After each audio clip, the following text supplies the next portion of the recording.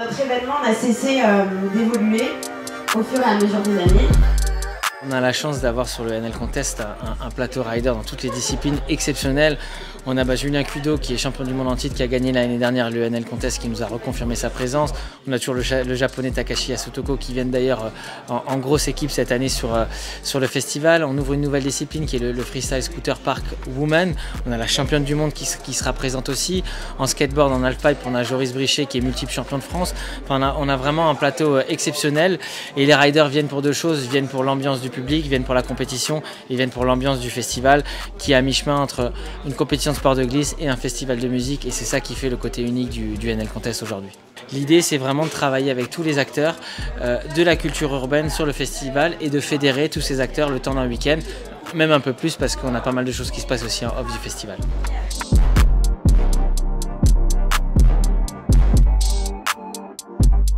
On a prévu de faire trembler la rotonde comme chaque année pour le NL Contest. C'est du public, c'est des DJ, c'est des partenaires, c'est un village, c'est plein de choses. Et en fait, tout ça mixé, ça tremble assez parce que quand on dépasse les 30 000 spectateurs, il y a du bruit. Il y a quelques années, il n'y avait pas beaucoup de femmes, maintenant ça se développe de plus en plus. L'année dernière, on a fait évoluer le prize money des roller women. Cette année, on rajoute le freestyle scooter woman.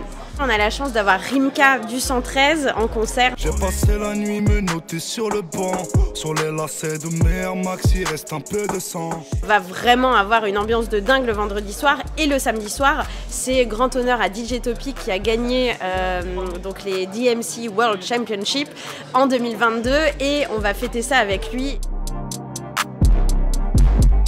On se retrouve dans les valeurs du hip-hop. Des fois, dans la compétition, on va avoir beaucoup d'animosité entre deux personnes, mais à la fin, ça va finir par des câlins, ça va finir par vraiment un échange, et ça, c'est grâce au NL Contest.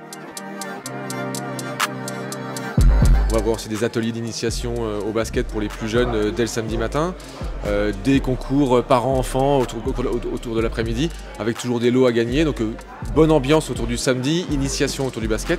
Et puis le dimanche, ce qui est intéressant, c'est que les phases finales du tournoi qui a lieu le matin dans le gymnase, ça sort du gymnase et ça se retrouve sur ce demi-terrain qui est un terrain officiel 3-3, plus le concours de dunk, plus le concours à 3 points. Donc une belle animation sur ce terrain bleu et rouge qui claque très fort sur ce NL.